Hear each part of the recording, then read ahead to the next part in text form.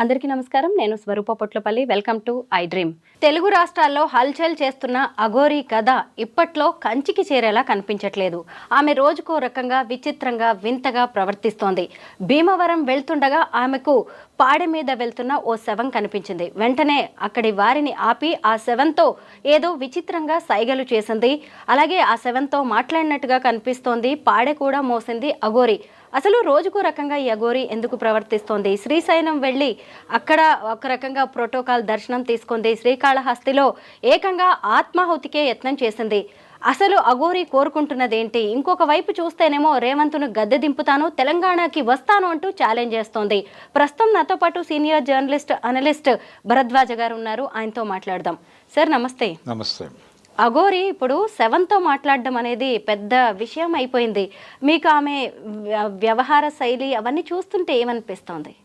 అంటే సెన్సేషనల్ కావటం కోసం ఏదో ప్రయత్నం చేస్తున్నట్టుగా కనిపిస్తోంది. ఇది అంటే ఉన్న వాతావరణాన్ని వినియోగించుకుని తన వైపుకు తిప్పుకునే ప్రయత్నం జరుగుతోంది. దీనిలో భాగంగానే చాలామంది పూజలు చేసే ప్రయత్నం కూడా చేస్తున్నారు. పూజలు చేయటము, అలాగే తమ కోరికలు చెప్పుకునే ప్రయత్నము. అంటే కొత్త బాబాలు వచ్చినప్పుడల్లా ఇది జరుగుతుంది. ఇప్పుడు ఆ వ్యాక్యూమ్లోకి అఘోరీ ప్రవేశించేటువంటి ప్రయత్నం చేస్తూ రెండు తెలుగు రాష్ట్రాలలో ఉన్నటువంటి భక్తులకి దగ్గరయ్యేటువంటి ప్రయత్నం చేస్తూ తనకంటూ ఒక ఏరియాని క్రియేట్ చేసుకునే ప్రయత్నం జరుగుతోంది. దీనిలో అది కనిపిస్తోంది స్పష్టంగా. అంటే తన యాక్టివిటీ మొత్తం కూడా జనాల మధ్యలోనే జరుగుతోంది. జనాల మధ్యలో జనం చూస్తూ ఉండగా ఒక యాక్టివిటీ చేయటము, దాన్ని అడ్డుకునే ప్రయత్నం ఎవరో ఒకళ్ళు చేయటం, వాళ్ళతో ఘర్షణ పడటం, ప్రజల మద్దతు కూడగట్టుకుని అక్కడి నుంచి వెళ్ళిపోవటం, ఒక సింపతి క్రియేట్ చేసుకునే ప్రోగ్రాం చేస్తోంది ఆవిడ. అంటే కాళహస్తిలో ఆవిడ గుడిలోకి వెళ్ళాలంటే అబ్జెక్ట్ చేశారు.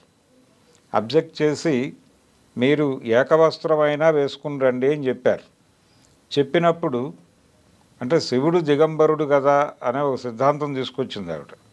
అంటే వీళ్ళు ఒక రకంగా శివభక్తులే. శివభక్తుల్లో కూడా కొంచెం ఉగ్రవాదపు లక్షణాలు ఉన్నటువంటి శివభక్తులు. వీళ్ళ మీద రకరకాల కథలు ప్రచారంలో ఉన్నాయి. అఘోరాల మీద. అఘోర అనేది పురుష శబ్దం, అఘోరి అనేది స్త్రీ శబ్దం అనుకుంటే. అంటే అఘోరాకి స్త్రీలింగమే అఘోరి. చాలామంది తెలియక లేడీ అఘోరి అని రాసేస్తున్నారు. అది కాదు, అఘోరి అంటే సరిపోతుంది, లేడీ అనే. కాబట్టి అఘోరాల మీద రకరకాల కథనాలు ప్రచారంలో ఉన్నాయి. వాళ్ళు శ్మశానాల్లో ఉంటారని, శ్మశానాల్లోనే పడుకుంటారని. శివుడు కూడా అది ఉంది. ఆయన శ్మశానవాసి అని, దిగంబరుడని ఇవన్నీ ఉన్నాయి.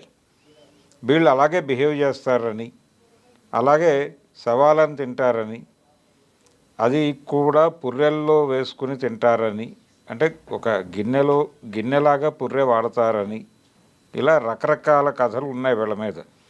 అలాగే వీళ్ళ శృంగార జీవితంకి సంబంధించి కూడా రకరకాల కథనాలు ఉన్నాయి.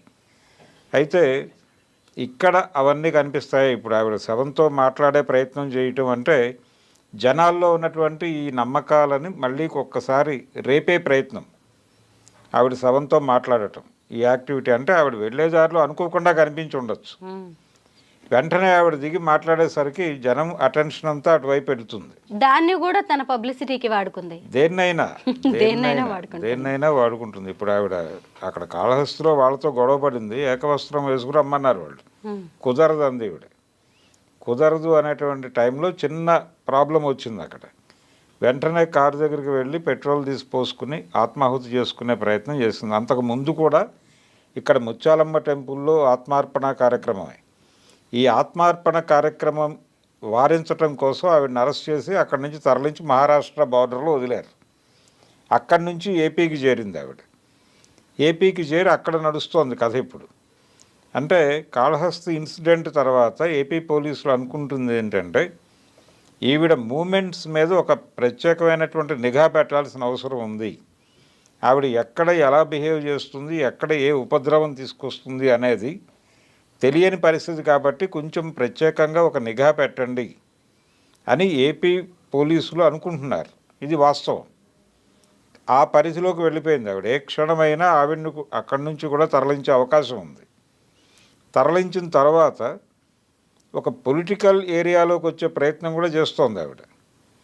ఆ ప్రయత్నంలో భాగంగా సనాతన ధర్మం అని మాట్లాడుతోంది. సనాతన ధర్మం అనేది మాట్లాడే క్రమంలో ఆల్రెడీ ఏపీలో సనాతన ధర్మము అనేది ఒకటి నడుస్తోంది. ఆ కల్టుతో కనెక్ట్ అయ్యేటువంటి ప్రయత్నం అది చేస్తూ మధ్యలో రేవంత్ రెడ్డి మీద విమర్శలు చేసింది. ఈరోజు చేసి నేను తిరిగి తెలంగాణ వస్తానంది. తిరిగి తెలంగాణ వస్తానంటే అక్కడి నుంచి బహిష్కరించేస్తారు ఏ క్షణంలోనైనా అని. బహిష్కరించిన మరుక్షణం మళ్ళీ ఇక్కడికి వస్తుంది. ఇక్కడికి ప్రవేశించడానికి ముందు రేవంత్ రెడ్డి మీద దాడి. అంటే అతని ప్రభుత్వం కదా నన్ను లాక్కెళ్ళి అక్కడ పడేసింది మహారాష్ట్రలో. ఆమె అడిగింది ఒక రకంగా, నన్ను కాపాడండి ఈ మీడియా వాళ్ళ నుంచి అని కూడా. మీడియా వాళ్ళ నుంచి కాపాడటం కదా, ఆవిడ ఆత్మ బలిదానం అన్నప్పుడు అరెస్ట్ చేశారు. అవును, అది కూడా జరిగింది. అరెస్ట్ జరిగిన తర్వాతే తీసుకెళ్ళి అక్కడ వదిలేసి వచ్చారు. కాబట్టి ఈవిడ క్రియేషనే. నిజానికి ముత్యాలమ్మ టెంపుల్ మీద జరిగిన దాడికి సంబంధించి ఒక ప్రోగ్రామ్ ఏం జరుగుతోంది, ఆ దాడి చేసింది ఎవరు, దానికి సంబంధించి కొన్ని డీటెయిల్స్ దొరికినాయి అప్పుడు అనే పరిశోధన కూడా నడుస్తోంది ఇప్పుడు. కానీ ఒకటి, తను కనిపించిన ప్రతిసారి తన ఉనికిని చాటుకునే ప్రయత్నం బలంగా చేస్తోంది. ఇది ప్రమాదం. ఇక్కడ పర్సనల్ మోటో ఉండొచ్చు, లేదు డ్రివెన్ మోటో కూడా ఉండొచ్చు, ఎవరైనా చెప్పి నడిపిస్తూ ఉండొచ్చు. అది ఏమిటి అనేది తెలియాలి ఇప్పుడు ప్రపంచానికి. అప్పటి వరకు ఆవిడ ఆ యాక్టివిటీ ఆపే పరిస్థితి అయితే లేదు. పోలీసులు కూడా వారించటం లేదు. అంటే ఆవిడ కదలికలను ఆపటమో, లేదు అరెస్ట్ చేయటమో, లేదు కేసులు కట్టి జైల్లో వేయటమో ఇలాంటిది చేస్తే మనోభావాలు దెబ్బతింటాయేమో అనేటువంటి భయం ఉంది. అందుకని ఉపేక్షిస్తున్నారు. ఆ వాక్యూమ్ చూసుకుని ఆవిడ చెలరేగిపోతుంది. ఆ చెలరేగిపోతున్నట్టుగా స్పష్టంగా కనిపిస్తుంది ఆవిడ మూమెంట్స్.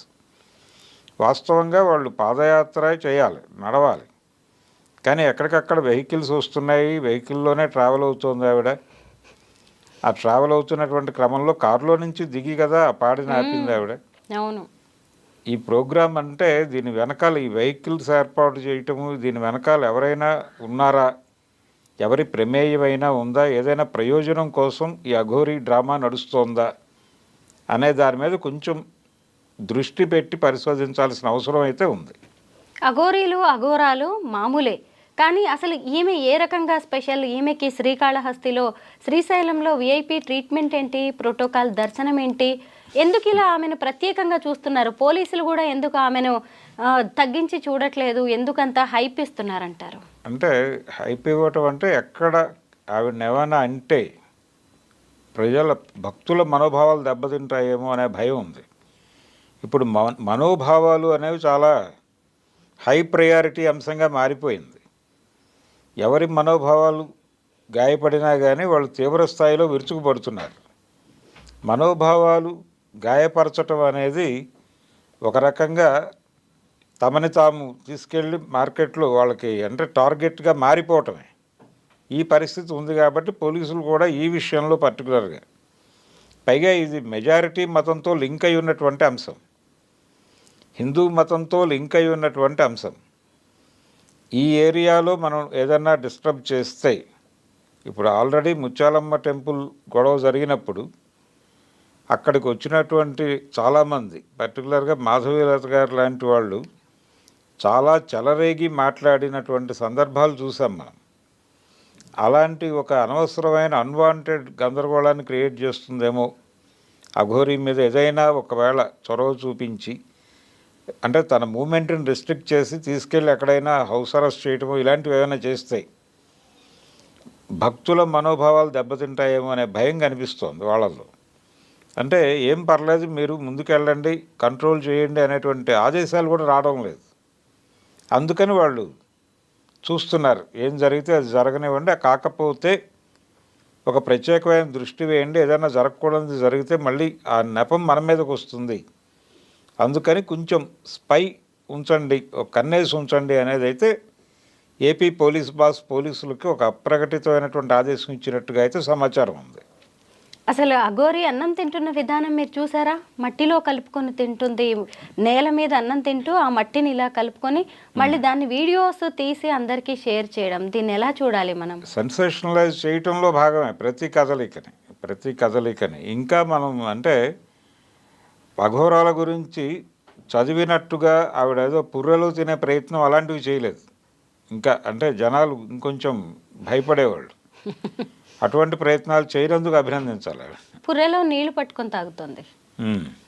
అదే ఇవన్నీ అంటే ఈ విచిత్రాలన్నీ ప్రస్తుతం పబ్లిక్ మూడ్ అలా ఉంది కాబట్టి తన వైపు డైవర్ట్ చేసుకోవడానికి ఒక ప్రయత్నం. ఇది కాన్షియస్గానే కనిపిస్తోంది. దీని వెనకాల డెఫినెట్గా ఒక కాన్స్పిరసీ కోణం అయితే ఉంది. అది ఎవరు ఏమిటి అనేది తేలాలి. థ్యాంక్ యూ భరద్వాజ్ గారు. అఘోరి కదలికల గురించి మంచి మాటలు చెప్పారు. Thank you so much. Thank you.